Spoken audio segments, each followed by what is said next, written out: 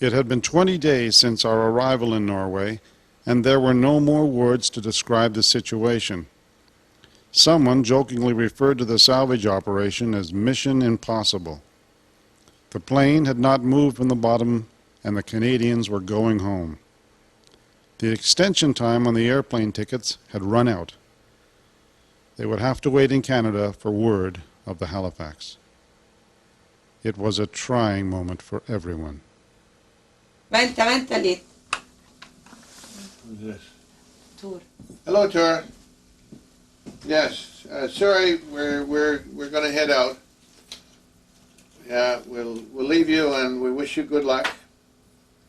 And we know you're doing everything you can, and don't work too hard now.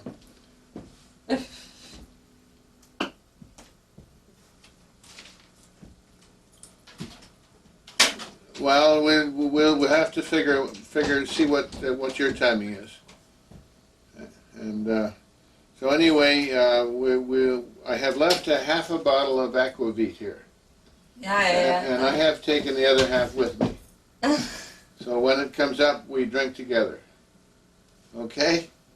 And say thank you to Dag and good luck to you guys. As the weather clears, Moby Grip is once again positioned in front of the plane. It is important to note that the aircraft is leaning to one side, thus the device must be inserted on an angle. The lifting device alone weighs over 2,500 pounds, and the cable attached to the barge must be strong enough to lift the entire aircraft from the bottom. Inside the control room, final calculations are made. Dag uses the ROV monitors to watch each and every move of the operation. At times, he wonders if the plane will ever give way to his recovery attempts. He knows that once the aircraft is on the lift, there's no turning back. One mistake here, and the plane could go crashing down to the bottom. A final attempt is made to ease the lifting device into place. Steadied by the ROV and the extra guidelines attached to the tugboat on the surface, Moby Grip slides into position.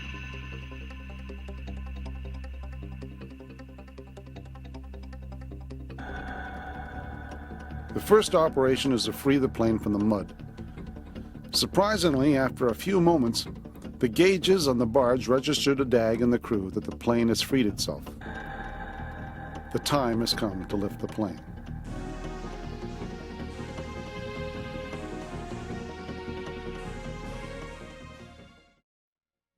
The next morning, using a tugboat with more power, the Dacon team managed to slide the lifting device under the plane's wings. The struggle had been enormous, but all that was about to change. From the thunderstorm to the breakdown of the ROV, the high waves and whitecaps to the broken video line, everything was forgotten as all the pieces began to fall into place. Within 48 hours, Halifax NA337 was slowly rising to the surface.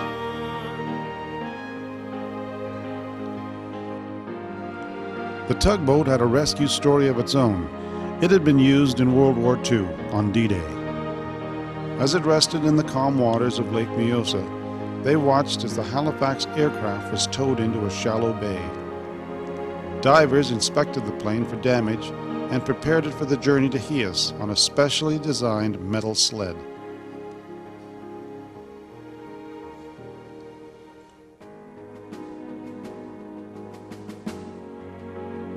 Believe it or not, on hearing of the success, Jeff Jeffrey, who had just arrived in Canada, was now on another airplane and on his way back to Norway. The excitement was incredible. Carl and Tony were ecstatic, but were unable to join Jeff. When Jeff arrived in Stanga, he only had a few days of time on his ticket before he would have to return to Canada. Every moment counted. That Saturday afternoon, the plane was just 200 yards from shore, dangling on the lifting device, 30 feet from the surface. I am just ready to blow right now. So exciting. As the Halifax reaches the surface, Jeff and Dag are elated to see the main body of the aircraft. Overnight, the plane is slowly lowered onto a special towing sled as preparations are made at the beaching area. But time is running out. Within 12 hours, Jeff will have to return to Canada. So Doug, I guess you're taking Jeff off to the airport. Is that the plan? No, actually, I think Jeff's finally made a decision on this. He's going to stick it out and actually see the airplane come up. We're not that far away, but if he's to make his airplane, he's got to leave almost immediately. So he's going to tough it out and stay here for until the airplane is done. What made your decision there, Jeff? I just couldn't leave. It's too damn important. I got to be here. It's almost there, and I can't walk away with it almost being there. I want to see it. So, to hell with everything else. The world stops right now, and I'm going to stay here until it's up. After 4 weeks of attempting to raise the Halifax, it is now time to see it break the surface of the water. With the cable wheel rolling, the magnificent Halifax is about to make its return.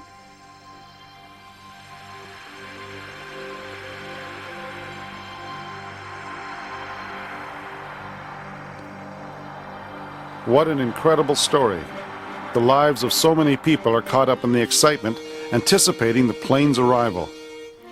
With powerful emotions changing by the minute, the Canadians, the British, and the Norwegians are about to see a dream come true. What many had said was an impossible mission is now becoming a reality. As the heavy cable continues to pull the Halifax towards the beach, we learn that this was not the first time Thomas Waitman had endured such a terrifying experience. Sometime before the mission over Norway with Halifax NA337, Thomas had been on a training flight in another aircraft. The plane had gone down with a full crew on board, and incredibly, once again, Thomas had been the only survivor.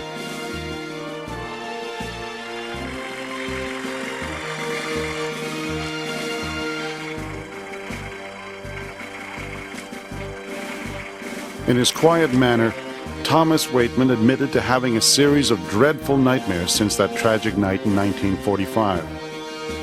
But now, as the aircraft is beginning to break the surface, there is something different in the air.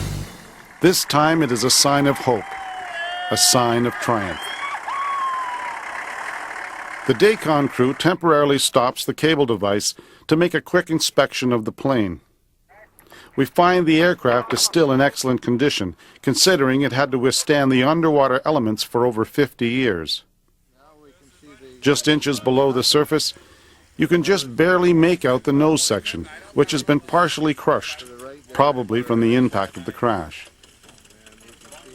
As Jeff studies the starboard wing, the engines, and the air intakes, he is confident that the plane can be restored to its original state. Now it's just a matter of pulling the plane about 200 feet to the shore. Even the cockpit appears to be intact. Some of the windows are gone, but you can see the incredible strength of the Halifax by the fact that the main spar and much of the fuselage have withstood this extraordinary lift from 750 feet down. What time is it, Jeff? I missed my airplane. It's 10, 15 minutes to take off. But we're taking off here, and this is the better takeoff for me.